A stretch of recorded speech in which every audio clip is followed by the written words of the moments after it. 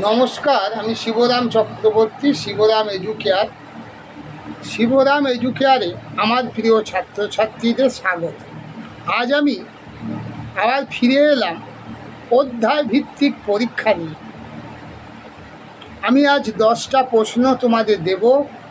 Bangla first সেমিস্টারের বাংলা গল্প পুঁই মাছা নিয়ে। এই 10টা প্রশ্নের উত্তর তোমরা করবে। পরবর্তী ভিডিওতে উত্তর পেয়ে যাবে, মিলিয়ে দেখে নেবে কার কটা ঠিক হবে। তা চলো 10 নম্বরের পরীক্ষা, 10 গণিত 1 = 10 শুরু করছি। আজকের পরীক্ষা অধ্যায় ভিত্তিক পরীক্ষা। পুঁই মাছা গল্পটি শুরু হয় কোন ঋতুতে? বর্ষা, শীত, গ্রীষ্ম, বসন্ত। বিভূতিভূষণ বন্দ্যোপাধ্যায়ের একটি অভিযানমূলক কাহিনী হল অপরাজিত, চাঁদের পাহাড়, পথের পাঁচালী, আদর্শ হিন্দু হোটেল। কোন উপন্যাসের জন্য বিভূতিভূষণ বন্দ্যোপাধ্যায় রবীন্দ্র পুরস্কার পান?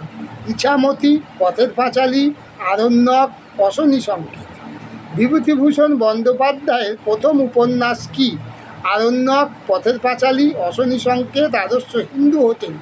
পুঁই মাছা গল্পটি মেঘমল্লার গল্পগ্রন্থে প্রকাশিত হয় কত খ্রিস্টাব্দে? 1929, 1933, 1931, 1928। পুঁই মাছা গল্পটি প্রথম কোন গল্পগ্রন্থে প্রকাশিত হয়? মেঘমল্লার জন্ম ও মৃত্যু, মৌরি ফুল, যাত্রা বদল। পুঁই মাছা গল্পটি প্রথম কত বঙ্গাব্দে প্রকাশিত হয়? 1334, 1335, 1331, 1332। পুঁই মাছা গল্পটি প্রথম কোন পত্রিকায় প্রকাশিত হয়? প্রবাসী, বঙ্গবাসী, সবুজপত্র, বিচিত্রা। বিভূতিভূষণ বন্দ্যোপাধ্যায় রচিত একটি ভ্রমণ কাহিনী হল হীরামানিক জলে, সুলোচনা, অভিযাত্রিক, আরণ্যক।